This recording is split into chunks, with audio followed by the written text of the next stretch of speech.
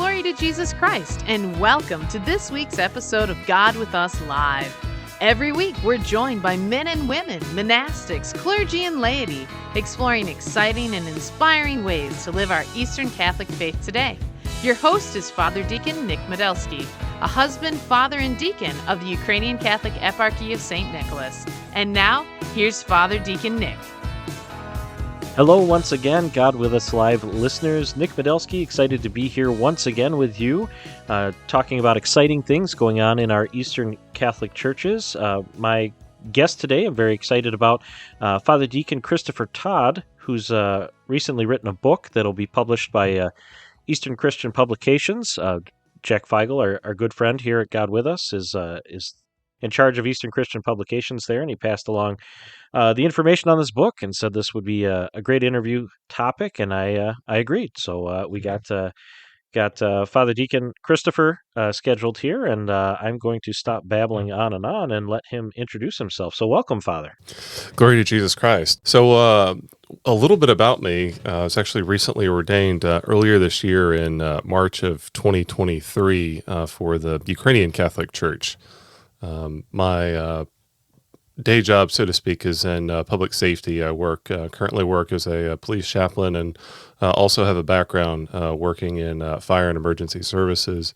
And the work that Nick had mentioned that we'll be discussing today was kind of based off of the capstone research paper that I conducted when I was doing my final studies at Byzantine Catholic Seminary. But that's kind of the short road as far as a little bit about me and my background. So I was looking through the little biography that's on the back of the jacket of the book that's coming out about reclaiming Vatican II, and we'll get to that again kind of in the second part of the interview. We'll talk more about the book, but I thought first we'd kind of talk about you, because you have sort of a unique faith journey into the Ukrainian Catholic Church. Would you mind telling us a little bit about that? Sure. The the backstory of me eventually finally discerning my call with vocation in the Ukrainian Church kind of starts almost 15, probably closer to about 17 or 18 years ago. Right out of high school, I worked in a classic car industry, and at the time, had dabbled with a very kind of I call it an evangelical atheism, but I had kind of dabbled with Marxist atheism at the time. And ran across a reverted Catholic that I worked with in the industry. And if you know anything about classic cars, it's probably about as morally edifying as modern entertainment sometimes.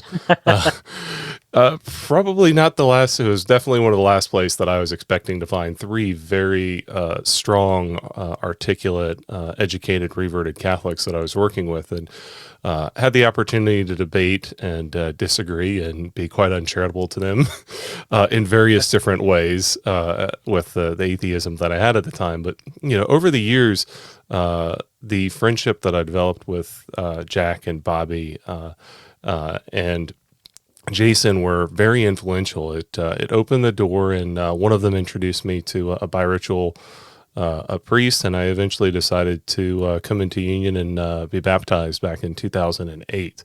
So the kind of long story shortened there is, at that time period, I eventually left. Shortly thereafter, went back, even though I had been in a profession, went back to Christendom College, decided to finish my bachelor's degree, and lived and studied with Bill Marshner and Andrew Hayes and a number of very prominent Melkite theologians in the past couple of decades. And that influence really kind of set me in the East, though unofficially I was still, or officially I was still Roman Catholic. I was very much unofficially an Eastern Catholic by participation. And I decided, rather than just, jumping into a particular church, to go and investigate a couple of monasteries that really piqued my interest at the time. Long story short, I was actually spending some time with Alcuin Reed in the fall of 2011, and realized I was spending a lot of money making long distance phone calls to this young lady that was a very good friend of mine, and that was a very very clear. I took a photo of the phone booth out there because I think I'd spent like a few $100s on international phone calls, and I took that as the hint that maybe monastic life was not God's calling for me. One thing led to another. The young lady decided to say yes, and we've been married now over 10 years, 5 beautiful children with that. But kind of along this time period, I was very frustrated in the sense of having been attracted to monastic life and having felt that great peace and proximity, but really feeling like my work in the world was not quite done. During this time period, I eventually moved into fire and emergency services. And the story with that is when my wife and I relocated cities, my commute home took me right past the Ukrainian Catholic Church. And I was like, no, I didn't know there was a Ukrainian Catholic Church down here in the South. My previous exposure, we had always been with the Ruthenians for a very long time. But with that being said, the thing that most stood out was that in front of this Ukrainian Catholic Church was actually someone who was a fireman who had a grave marker there, who had been killed there a number of years before I eventually discovered this church. So I was like, okay, maybe I'll stop in here. And one thing led to another. Out of convenience with it being the closest Eastern Catholic parish, although it was still about an hour and away from where my wife and I live. Eventually formally became part of the community and began serving again. And, since we had been settled by having been married for a number of years at a time, I felt it was worth looking at discerning again, whether the Lord had things for me besides just a family and working in the world. Beautiful, beautiful. Once again, Nick Medelsky here today with Father Deacon Christopher Todd. He just told us about his beautiful faith journey from, what did you say, an atheistic evangelist? Is that what you... Evangelical? Evangelical atheism. I was, quite convinced I was right and everybody else was wrong. And, it's kind of like the atheistic version of how some people might, consider Southern Baptist down here in the South. Well, very, very interesting. And like you said, eventually it got to the point where, once again, you were discerning if maybe the Lord was calling you to a bit more. And as someone who's just gone through the process, as this episode airs, I should be ordained deacon by the time this episode airs next week. But as someone who's very familiar with that process, would you mind telling us a little bit about your discernment process for the diaconate and what was all involved in that, especially like you said, several years into marriage and everything like that, where you still feel that call? Absolutely. The a number of people have asked me, and a couple of Roman Catholic friends of mine were very upset with me when I eventually decided to become Eastern Catholic unofficially, and then officially before I eventually put in my paperwork to discern with the diaconate, and some of the challenges in our relationship with them was explaining. Kind of one of the great benefits of having taken a few years and gone back to school and in my own work now in the diaconate and the ministry, one of the greatest struggles that I see a lot of Catholics is being able to have that time to go back when you're an adult and study the faith and study the history and study the why, so to speak, behind our great tradition in the Catholic Church. And that becomes very difficult when you have wife, kids, job, other professional commitments that are just making it very difficult to have that. So anyway, in my first couple of years, one of the things that really solidified my interest and inclination towards the East, and then particularly with the Ukrainian Church, was the Eastern experience of sacramental initiation for our children, much like I had received as a convert, receiving all 3 of them at once. And being able to explain this to my friend at how this was a very ancient practice common to the East and West for 1,000 years created a little bit of tensions, but eventually decided to just say, if I lose a friend over this, it is what it is. It's a perfectly acceptable position within the Catholic Church to follow our sacramental practices in the East. So with that kind of challenge, I would say eventually coming into into the East, in particular, the Ukrainian church, one of the things that really drew me, the fact that it's the largest of the Eastern churches and the convenience of it with where my wife and I live. But the big thing is, of the Eastern Catholic churches, the Ukrainian church probably has one of the strongest, more clearly defined theological schools, so to speak. When I've, in my studies of Byzantine Catholic Seminary, you can read some of the writings of Father Taft or discuss with a lot of theologians. There's sometimes this identity question of like, what exactly is Eastern Catholic theology? In my encounter with Right. figures like Father Cyril Korolevsky or Andrei Sheptytsky, and many others like him, tended to be, along with the Melkites, tended to be that very clear, like, okay, this is the church that I'm joining. This is what they believe. This is their history. This is their story. And for me, that struck a particular chord with my own heart and my own spiritual journey. Others may be called to serve the Lord elsewhere in different aspects of his vineyard. So I have no prejudice towards any of my other Eastern brethren in either other Byzantine or non-Byzantine Eastern churches. That was just what particularly spoke to me. Beautiful, beautiful, beautiful, beautiful. So that decision to pursue the diaconate, like you said, it gave you a chance to kind of learn a little bit more about the faith. What about the actually being a deacon has maybe been surprising to you now that you've been a deacon for a few months, like you said here back in March, I think it was that you were ordained. What's kind of surprised you? What kind of what makes you the happiest, I guess you could say, to be a deacon and exercise that A ministry within lot the of people church? begin to ask the question, well, like, what exactly is a deacon? And for us in the East, sometimes, although deacons have definitely had a much larger role in the history of our churches than in the West, where they were just recently restored. But one of the questions is, like, a lot of people would say, what is a deacon? And this is a question that I myself had to go through in discerning this process. It's not just merely being, so to speak, a glorified altar server. It really is hinged around three things: service at the altar, service of the word through preaching and education, and then works of charity. And in your particular question of what have I enjoyed the most or found most surprising, is that quite a number of people still aren't sure what a deacon is. I've had one person I encountered fairly recently was like, "Oh, so you're a deacon? You went to seminary and you didn't finish?" And I'm like, "No." Um, the diaconate is its own particular charism. Within the West, it is a very clear charism of living in both aspects of the world, family and the church. For us as Eastern Catholics, there's never been that conflict, since there have not been, at least in our home territories, the prohibition against married clergy. But really, one of the things that's Right. been most surprising is that, at least down here in the southern United States, there still is an identity question of, like, what exactly is a deacon? What does he do?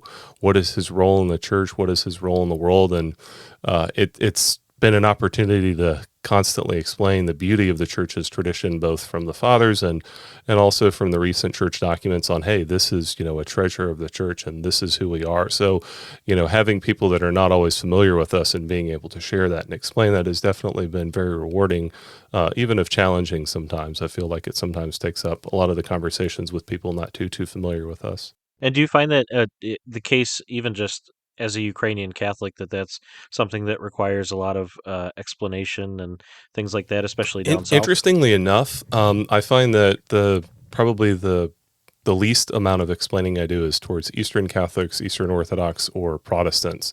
There are a number of Roman Catholics that still Huh. kind of struggle with that. And, I've heard there's various reasons with that.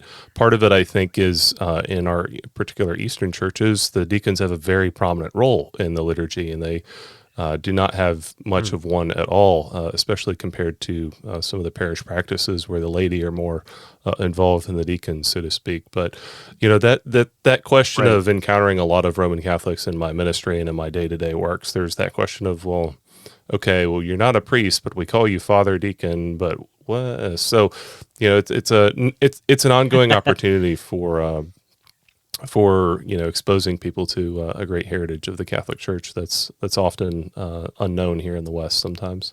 And as you mentioned, you work in emergency services. Is there kind of do you see kind of a link between sort of your day job, so to speak, and your ministry within the church as a deacon? Is there, because I kind of see that there's a relationship there, but I'm kind of curious your Particularly thoughts on working that. in various aspects of public safety, one of the things that I've found that puts a lot of people at home is, oh, you're married. There's not this like, okay, you're this weird priest guy that's coming out of nowhere, and you live, and you're this kind of like mythical figure. When I was doing my my seminary, the CPE, which is the normal practicum that people that go to a traditional MDiv program, when I was doing it at the hospital, there, there was this surgical tech who was standing next to me in the elevator, and he looks over at me, he's like, man, I didn't know I was going to be stuck in the elevator with a Grim Reaper. And I looked at him like, what? I mean, Neo gets his costume, Batman gets his costume, Jon Snow gets his, black robe. Like, how many of these other mythical, mythical figures or characters in modern entertainment get their black robes? But heaven forbid the church clergy can't have their black robes.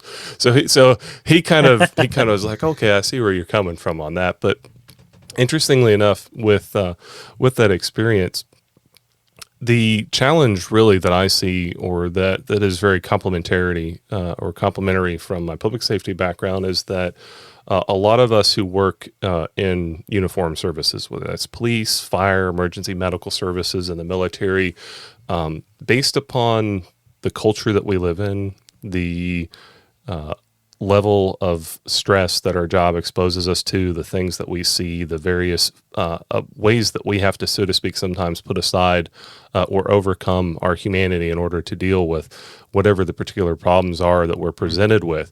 A lot of times that creates this, and in Band of Brothers was that HBO series that, identifies this bond of people in uniform.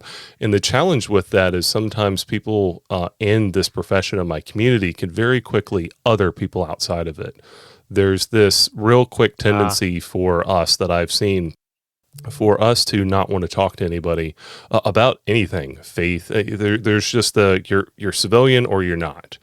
And so one of the challenges, or one of the things that I saw in my own experience within this field, is that a lot of people in my profession have things that they go through. There's a deep bond there, and yet there's this otherness or this difficulty relating to particularly religious individuals, people who come from a very strong faith-based background.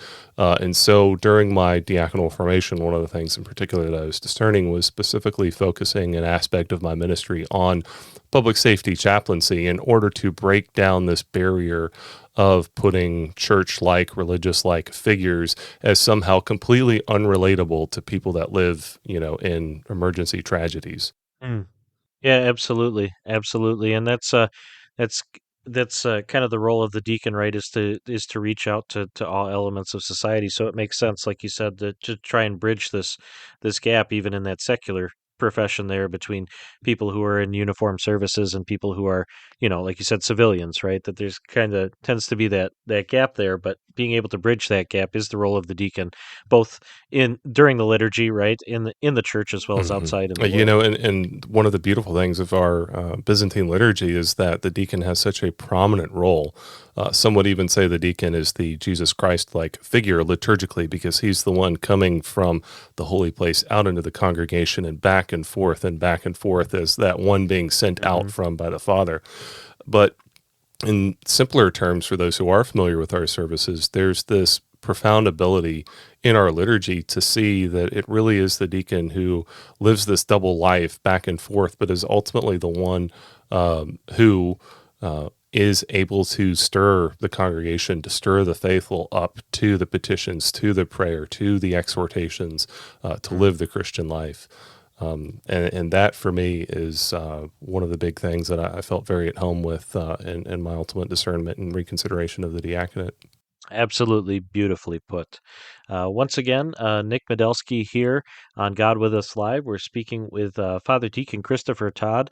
Just had a beautiful theological look at the diaconate from a bunch of different sides, and it's just beautifully put. Thank you for that, Father Deacon. We're going to head into a quick break right now, and when we come back, we're going to talk about the book coming out from Father Deacon. So stay tuned here on God with Us Live.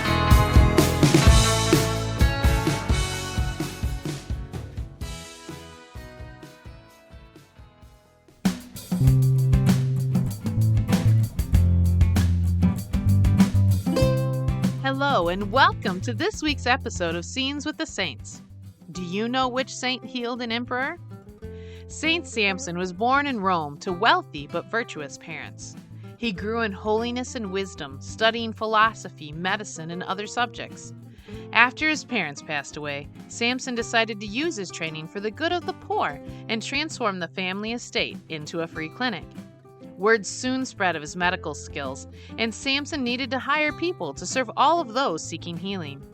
When Samson felt he had hired and trained enough people, he donated all of his wealth to the clinic and went to Constantinople to live a life of asceticism. However, it soon became clear to Samson that the people of New Rome needed just as much help as those of Old Rome, and so he set up another clinic. Just as before, people flocked to his clinic hearing that Samson cured the sick, not only with his medical knowledge, but also through miracles.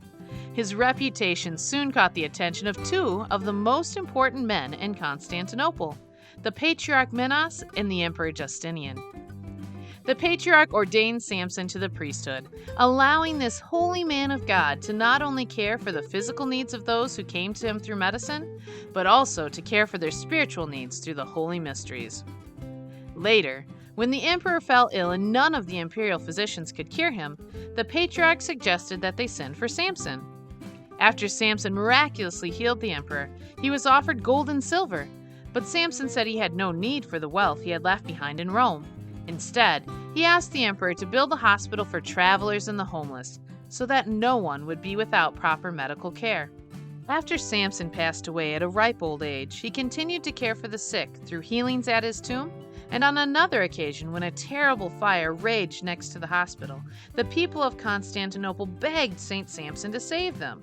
The heavens burst open, and a torrent of rain quickly put out the fire. Once again, St. Samson had provided for the care of the sick in Constantinople. Thank you for listening to this episode of Scenes with the Saints. Join us next time when we learn more about the lives of these holy men and women.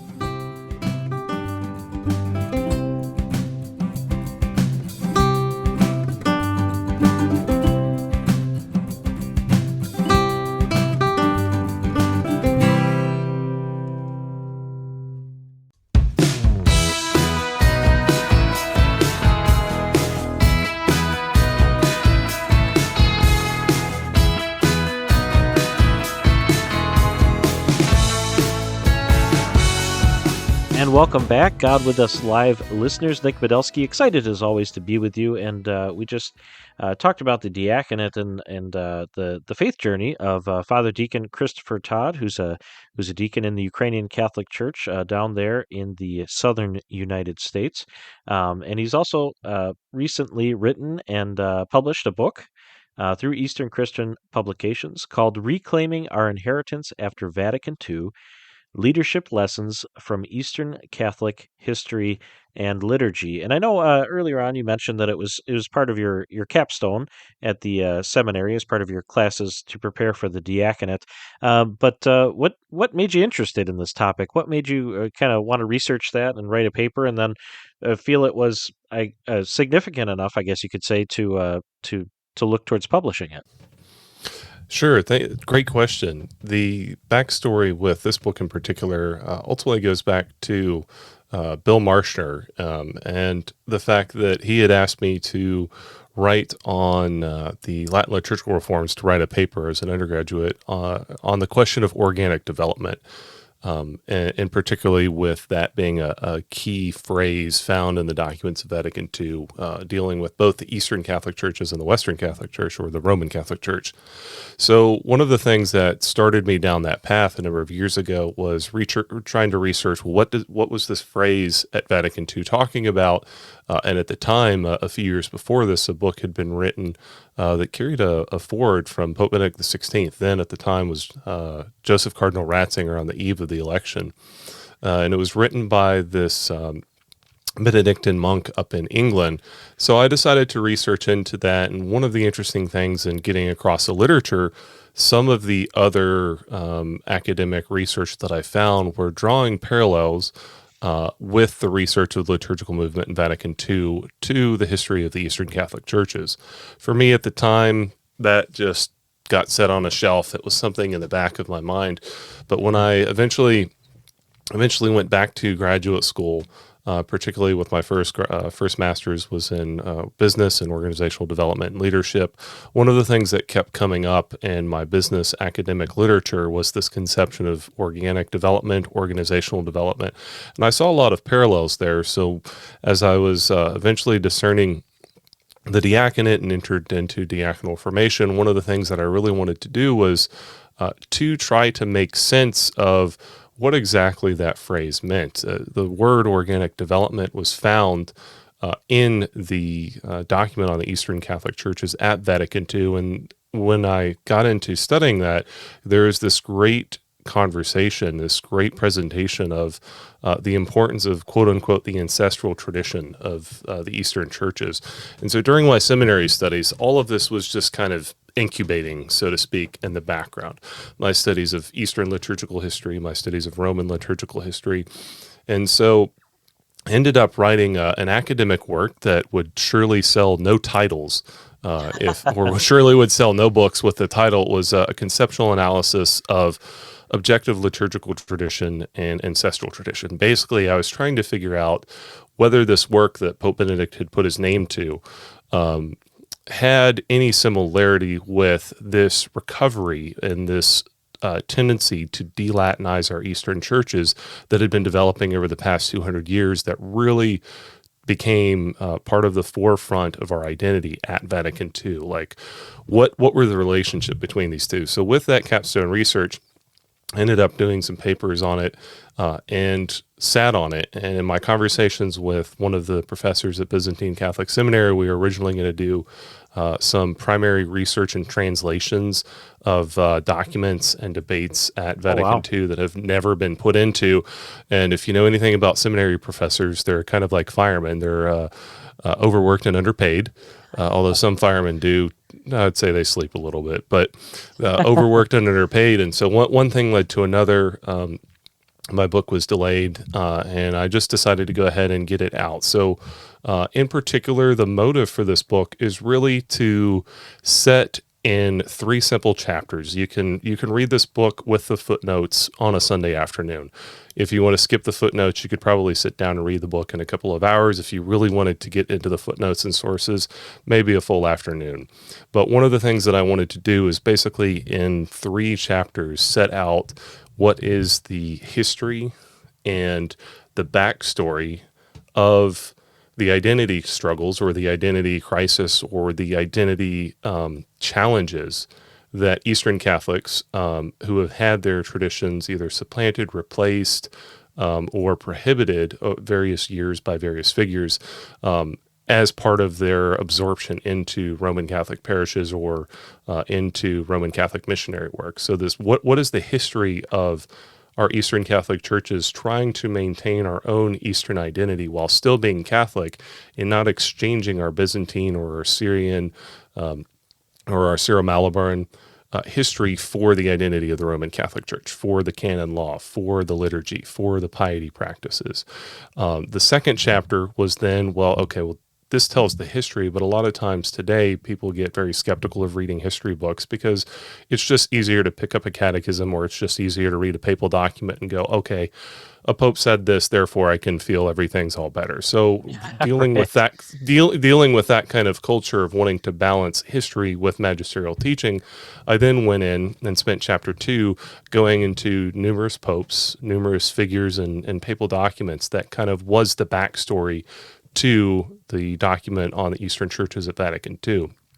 And I really finished that off in chapter 2 with presenting this completely forgotten aspect of Vatican II, which is that the daily worship services, the daily mass and the daily hours that were celebrated there rotated from day to day in different liturgical rites of the church. It wasn't, well, we're in Rome, so we do as the Romans do. During the sessions of Vatican II, for one of the first times since Vatican I, which there's, in my limited studies and exposure to it, I've not really gotten into it, but literally for one of the biggest councils since Trent that went on for years, you have Eastern Catholics worshiping in their own particular ritual tradition on a daily basis, rubbing shoulders with Roman Catholic bishops. So this idea that Eastern Catholicism is this academic reality, or that it's this academic affair of appeasement to some Orthodox that want to be Catholic, that notion was put to rest. And there was this real first-time experience for a number of years during the sessions of the council where people could see Eastern Catholicism as something other than a part of the Orthodox or an intellectual argument. Could you talk a little bit more about that, about how that interaction between East and West at the council, especially there's some significant moments there in the Second Vatican Council of that interaction and how that kind of benefited the council. But could you talk a little bit about what that interaction, what the fruit of that interaction was between Eastern Catholics and Roman Catholics there at the Second Vatican Council? In the most layman's language possible, if you were to go walk into any business today, what do they typically like to put on the shelves at the aisle by the checkout or at the aisle where you walk in? The stuff they want you to buy, the stuff that's easy money, right? Like Right. when it comes to modern business culture, it's very easy to understand that if you put something on the back shelf where it doesn't really have a prominent place, it's going to be an afterthought for a lot of modern consumers. If it doesn't have a prominent place, it doesn't matter whether you are selling it or not. A lot of people are just not going to be drawn to it because it's out of the way. Well, so one of the things that for me, really this beautiful experience that Vatican II brought to the whole Catholic Church was this awareness of our particular tradition. And yourself as a deacon candidate, soon to be deacon in the Ukrainian Church, you know, we are both familiar with the Ukrainian Synod that was just held in Rome, where we have our patriarch, our bishops, our priests offering worship to God in our particular Byzantine ritual in St. Peter's Square. Like, this is no longer a idea that Catholicism is just Roman. There is this beautiful Catholic Church that exists in all of these different churches that have been influenced by figures, influenced by culture, by language, by saints. And for us, within the past couple of months, to have our own synod, to be offering worship according to our Byzantine tradition in the Vatican, creates this awareness and this ability to go, okay, you guys are not just there in the back shelf that are so to speak, like an exception to what Catholicism is. And so to sum up, I mean, that really, for me, is one of the interesting things that comes from Vatican II is the level of influence that we had. Absolutely, absolutely, and very much a new thing at that time, and something that we've only seen grow over the years. Like you said, having our synod in Rome, having Divine Liturgy there in St. Peter's Basilica, which was really cool to see the pictures. It just a beautiful moment to see that, and we're here, right? We're out in the open. We're on the front shelf, like you said, you know, at the front of the shelf. So it's just beautiful to see. Again, Nick Medelsky here on God With Us Live. We're speaking with Father Deacon Christopher Todd, talking about his new book coming out about the Second Vatican Council, its impact on Eastern Catholics. Some of our listeners, we are, you know, an Eastern Catholic focused program, but of course some of our listeners are going to be Roman Catholics or maybe from other faith traditions as well. How does this book and how do that sort of the Eastern churches coming to the forefront, you know, and being a little more noticeable within the Catholic Church, how does that impact people who aren't Eastern Catholics, who might be Roman Catholics or from some other faith background? So one of the ways that my book would be, you know, definitely worth looking at is, like I said, the first chapter is the history. If you want to understand when it comes to churches dealing with or Christians dealing with identity struggle, we have to look at aspects of the history. And for our churches in particular, a lot of this is not just great liturgical debate. Some of the things that I go into the history of our church is looking at circumstances where secular figures, Orthodox clergy, even Catholic clergy, you know, were involved in the murder or persecution, physical, civil persecution of members of our churches. And so, like, understanding the fact that the church's history is filled with the flaws of human beings when it comes to the daily affairs, is in my opinion, a necessary background to building goodwill and charity amongst ourselves. We don't need to just sit back and say, well, we've never had problems. The Lutherans and the Catholics never did anything wrong to each other in 500 Right. years. No, we need to own our mistakes, and we need to own sometimes our own struggles. And having that discussion, historical discussion, as part of ecumenism or part of mutual understanding and respect for one another is something that I really wanted to get into. The second aspect of the book, going into specifically the Catholic Eastern teaching, but really one of the other big things that I present in chapter 3 of my book that really is based upon principles drawn from Roman liturgical history is this question of what does church reform look like for the laity, for clergy. The real question for me is, how do we go about renewing our churches? Whether you're Roman Catholic, Eastern Catholic, Orthodox, or Protestant, we can all take lessons from this. How do we go about renewing our communities in a way that minimizes strife, in a way that minimizes estrangement and tensions as much as possible? And so in that chapter 3, based upon some of the writings that were endorsed by Pope Benedict, I really present this 3-aspected model of liturgical reform that is equally applicable to how you go about making decisions in your business, how you go about making decisions in non-liturgical matters. There's various ways of drawing into that. But as far as other things that would be beneficial for those who are not Eastern Catholic, or who may not be Catholic at all, you could be an atheist or something like that. It's a background that I'm very familiar with. One of the things that you could take away is that if you are not sure about necessarily wanting to agree with me, I do try to put a lot of primary sources and quotes in the footnotes. One of the big persons that I drew a number of writings from implicitly, although I don't reference them a whole lot, is a great ecumenical figure like Louis Bouillet, who was very familiar with aspects of Lutheranism and Roman Catholicism as a priest later in his life. So I try to put people directly in touch with the sources and let them be led by the Lord to draw the conclusions that He wishes us to take from this particular work. And you mentioned the footnotes there. I know you mentioned it in the introduction of the book as well. How important those footnotes are. Could you talk a little bit about why it's important to have those footnotes there, and kind of the amount of time and effort that went into collecting those footnotes and collecting the references to those primary sources? Absolutely. One of the interesting things, even as somebody with 3 graduate degrees, 2 of them in Catholic theology, one from Christendom College, one from Byzantine Catholic Seminary. Myself, I've been very blessed and fortunate to have had the opportunity to study these things. And in studying these at a graduate level, I've been very frustrated at the number of books that are not out there that talk about Eastern Catholicism or these topics. If you look at the Orbis Peters 5-volume series, that's in the neighborhood of 3,000 to 4,000 pages on the history of Vatican II. It's a 5-volume series.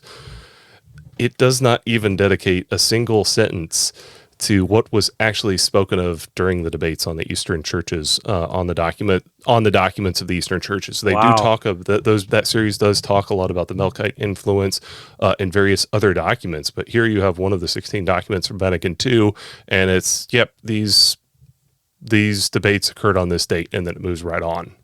So for myself, one of the things that I wanted to get into is presenting this work that you can sit down and read in a couple of hours, and if you don't take anything from it, it's not a 500-page book that you've wasted a week of your life on. But if you want to go into it further, if you really want to get into the why behind a lot of this, I do provide the authors that influenced me.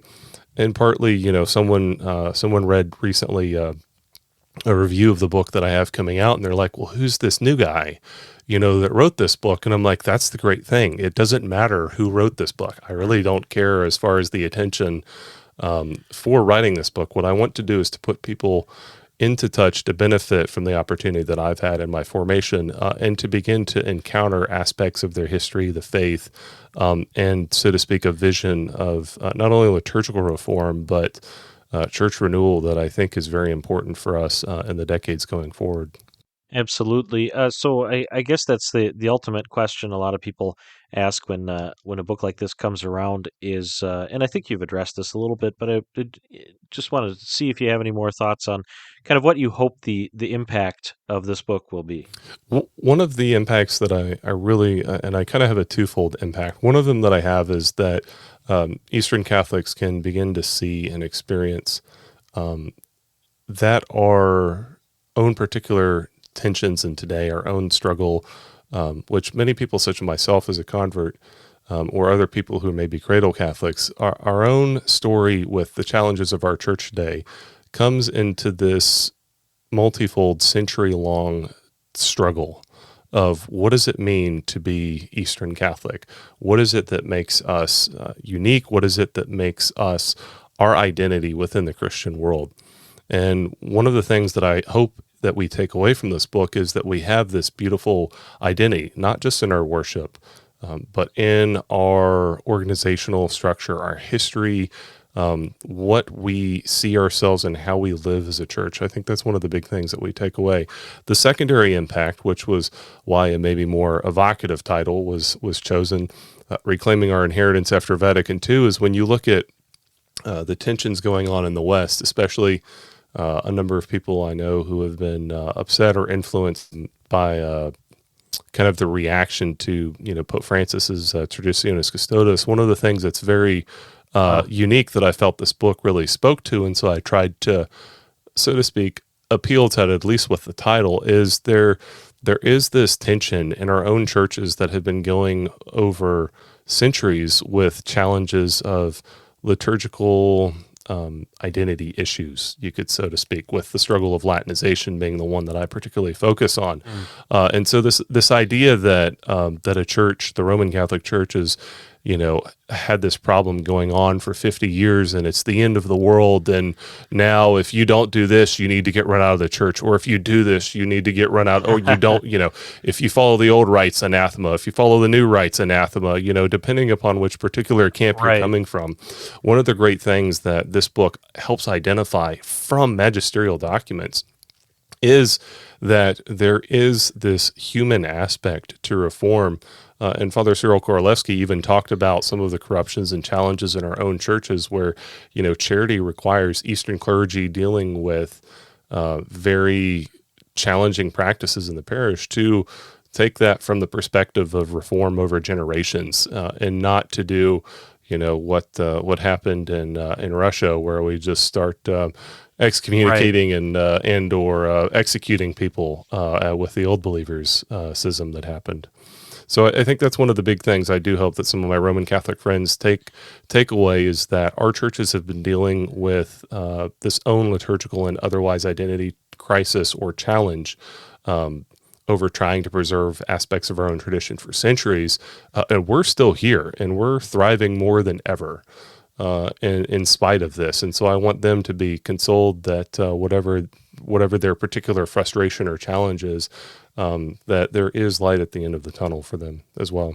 Well, once again, Father Deacon, thank you so much for joining us today. For people who are curious where they can find the book, where should they go? So the book is offered on Eastern Christian Publications website, which is ecpubs.com. Jack is a small publisher.